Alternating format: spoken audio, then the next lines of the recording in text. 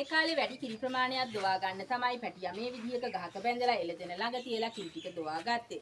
අම්මා පැටියාගේ පංගුව ඉතිරි කරලා එළදෙනගෙන් කිරි දොවා ගත්ත ආකාරය තමයි එකතු කරගෙන තියෙන්නේ. අපි බලමු ගොවි ගෙදර උපකරණ. මේ තියෙන්නේ කුරහන් ගලක්. ධාන්‍ය වර්ග අඹර ගන්න තමයි භාවිතා කරේ. ඇස්වට්ටියක් මොනවා හරි අවුවට දාලා වේල ගන්න, පලා ටිකක් නෙලා ගන්න භාවිතා කළා. අතුල්පතක් හෙන්නට කුඹුරට ගියාම මේක අල්ල උඩ තියලා මේකට නෙළුම් කොළයක් හරි රඹ කොළයක් හරි එලලා මේකට තමයි කැම ටික බෙදාගෙන ආහාරයට ගත්තේ.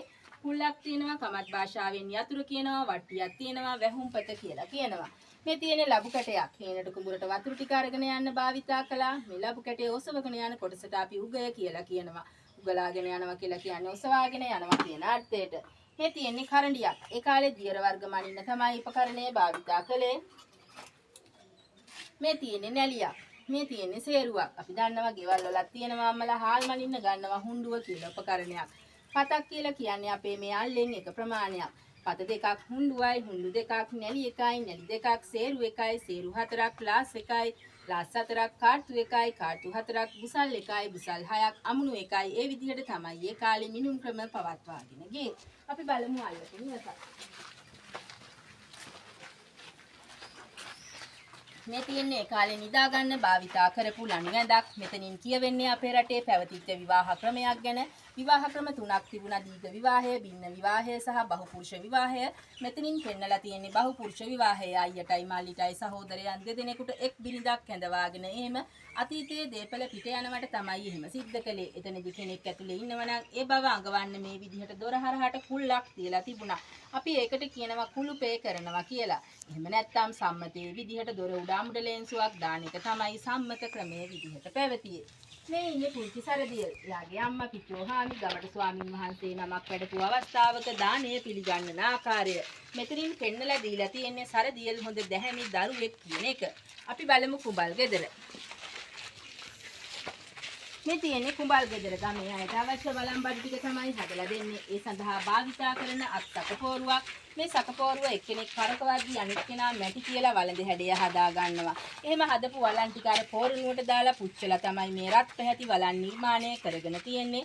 අර තියෙන්නේ පාසක පෝරුවක් පාදයෙන් තමයි ක්‍රියා කරන්නේ. තනි පුද්ගලයෙකුට ක්‍රියා කළ හැකි. අපිට පිටිපස්සෙන් ඉන්නේ අම්මා එන්නේ බැද්දට ගිහිල්ලා. එනකොට අතට වෙරළු ඉන්නට පලා දරාදී අරගෙන ඉන්නේ. ඒ කාලේ අපේ අම්මලා අපිව නලවන්න කියපු කවියක් තමයි අතට වෙරළු ඇහිඳගෙන ඉන්නට පලා නෙලාගෙන බරටම දර කඩාගෙන එයි අම්මා විගසකිනේ කියලා.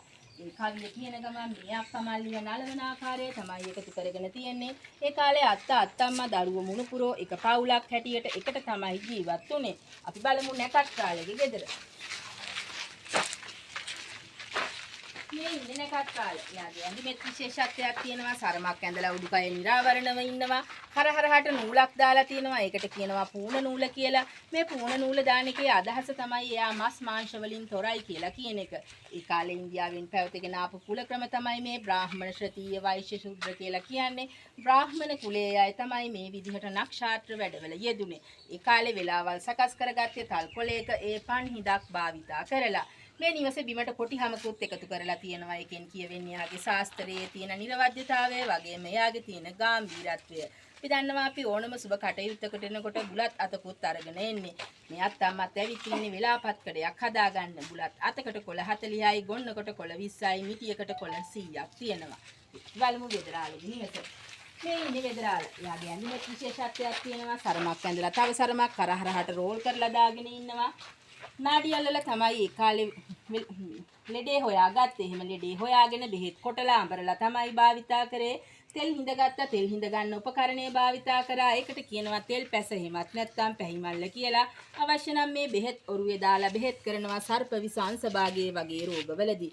අදටත් ආයුර්වේද වෛද්‍ය ක්‍රමයේ මේ බෙහෙත් ඔරුව භාවිතා වෙනවා. අපි බලමු වී කොටපු හැටි.